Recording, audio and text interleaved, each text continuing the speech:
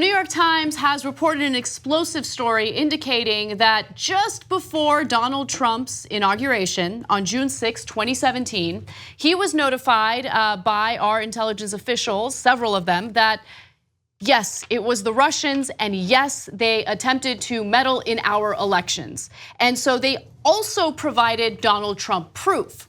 And according to the reporting, everyone who was in the room indicated that Trump appeared to be convinced, but that very day and the following day, he proceeded to deny that Russia tried anything on social media, particularly Twitter, obviously. So let's give you the details of the story. 2 weeks before his inauguration, Trump was shown highly classified intelligence indicating that President Vladimir Putin had personally ordered complex cyber attacks to sway the 2016 American election. So what did this evidence include? It included texts, emails from Russian military officers, and information gleaned from a top secret source close to Putin, who had described to the CIA how the Kremlin decided to execute its campaign of hacking and disinformation. So who was he briefed by? Well, there were several people in the room, including John Brennan, the CIA director, James Clapper, the director of national intelligence, and Michael Rogers, who was the director of the National Security Agency and the commander of United States Cyber Command. So James Comey was also in the room, and Comey actually took him to the side privately to let him know about the Steele dossier. So Trump was aware of the existence of the Steele dossier. At that point, it had not become public information, but this is all stuff that Trump knew about. He knew about it before his inauguration, and then proceeded to go on social media and completely deny any Russian involvement. And for 2 years, he's been saying it's a witch hunt, it's a witch hunt.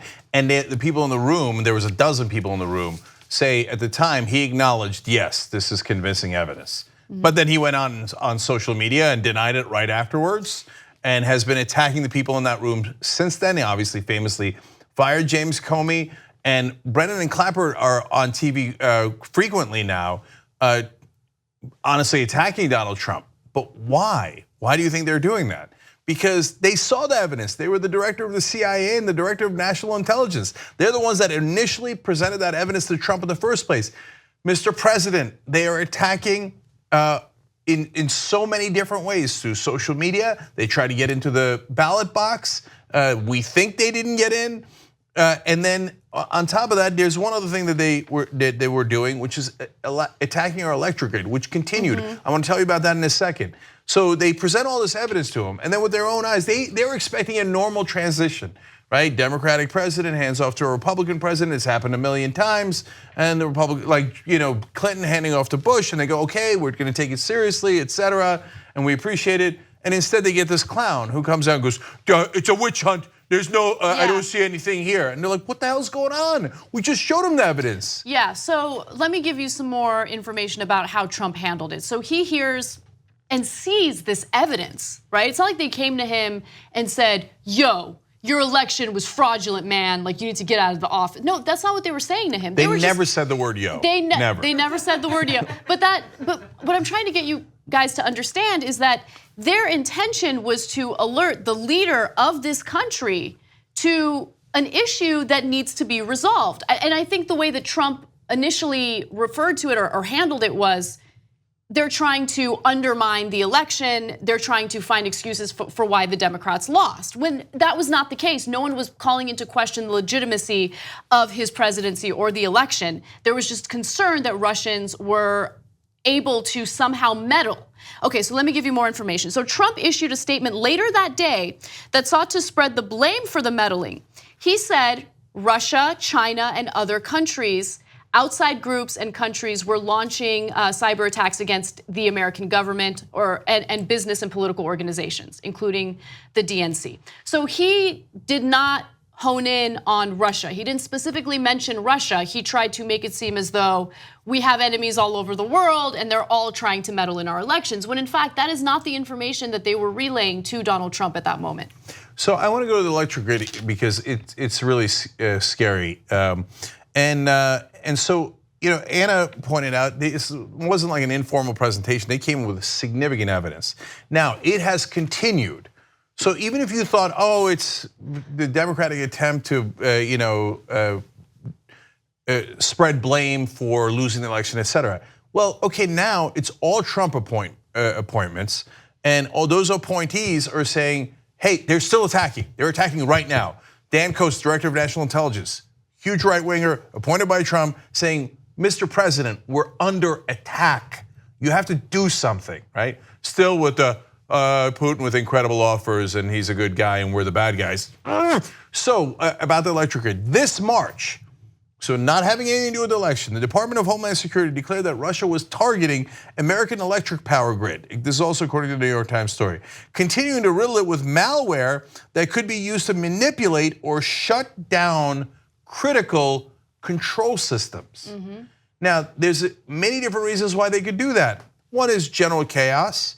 Other is, there's a lot of things on the electric grid. How does that affect our nuclear power plants? I don't know. How does that affect our readiness militarily? Something to be very, very concerned about. Can you imagine if a Democratic president is told the Russians might shut down our electric grid and we might not be able to respond to them militarily? And he's like, yeah, whatever. Right? Yeah, I mean, Republicans would rip his head off, and rightfully so. Republicans would rightfully rip his head off, and guess what? So would Democrats. So would we. We would sit on the show, and we would be outraged and alarmed by that.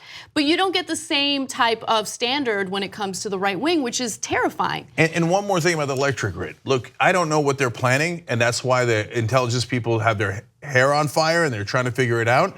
But if they knock down the electric grid, could that affect the elections?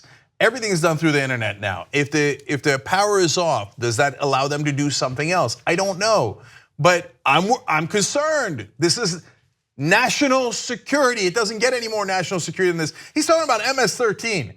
That's like a tiny, tiny amount of crime in America, percentage-wise, like 0.01, as if it's like the biggest thing in the whole world, right? Meanwhile, our enemy is saying could knock out our entire electric grid, and he's like, oh, I think they might be here to help us.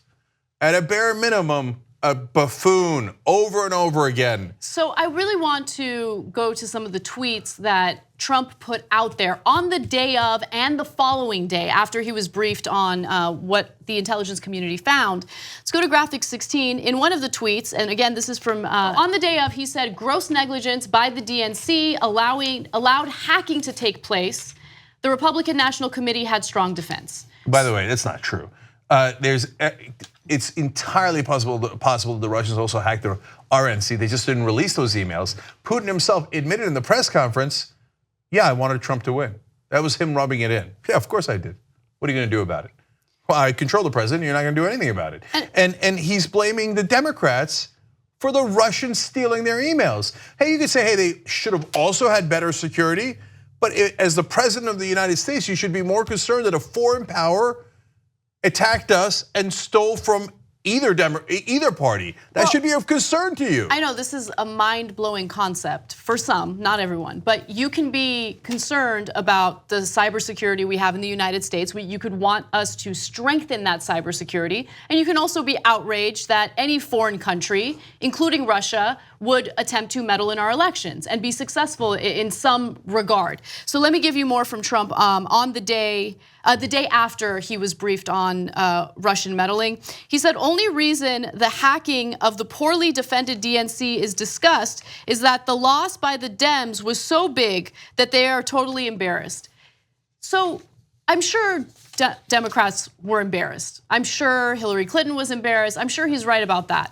It was not a big win. She still got millions more in the popular vote, but whatever, that's not what this discussion is about. He is focusing specifically on using this information to his advantage to make it seem as though he's the competent one, the RNC were competent, whereas the DNC was incompetent and had no idea what was going on and allowed this hacking to take place. Okay, now speaking of confidence, I'm gonna quote New York Times one last time. In July of 2017, just after meeting with Mr. Putin the first time, Mr. Trump told the New York Times reporter that the Russian president had made a persuasive case that Moscow's cyber skills were so good that the government's hackers would have never been caught.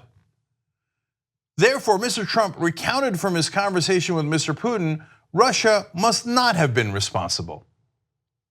I mean, like, you wonder why I keep calling him stupid. And that's, again, being kind to him. Otherwise, the other scenario is he's working with Putin.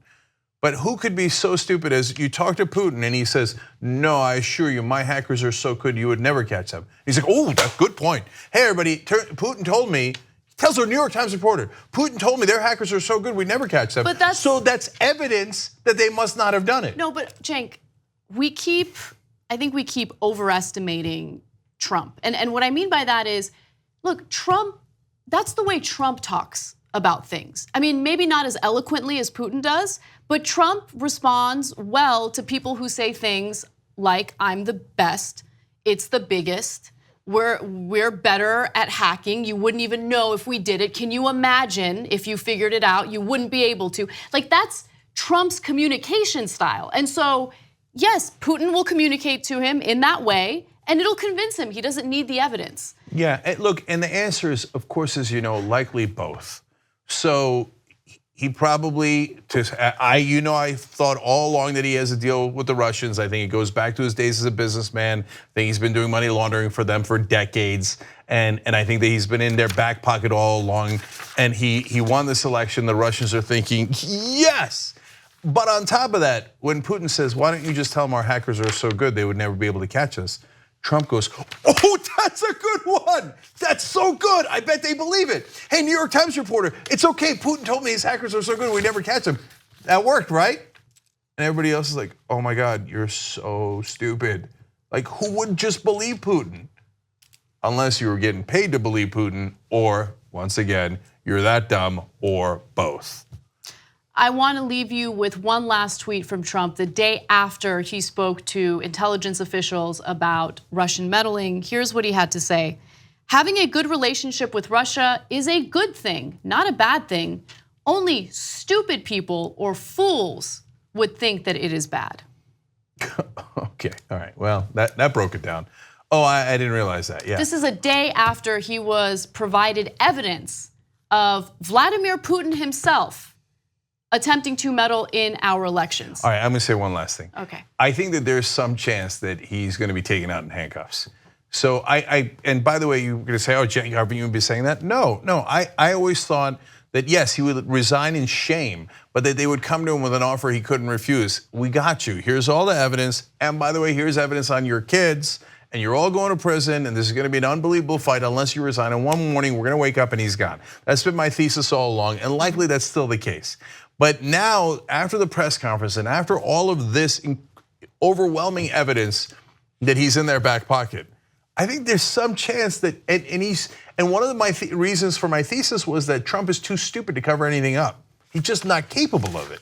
Even if he wanted to, desperately wanted to cover up something, not bright enough to do it. I now think there's some chance he went into that Putin meeting when it was just him and the interpreters, which is, by the way, is not how things are normally done, right? He's like, no, I want to talk to Putin just by myself. Okay, that's weird, but all right, fine, right? He thinks, that, oh, it's president to president, it's private, it's in Helsinki, it won't get out. God knows what he admitted when he was in the room alone with Putin. Well, and if it does get out, remember, he's not smart. There's some chance he goes in the room and he says to Vlad, hey Vlad, can you believe we pulled it off? Right? So there's some chance now that he actually walks out of the White House in handcuffs. 2 easy ways to follow Young Turks.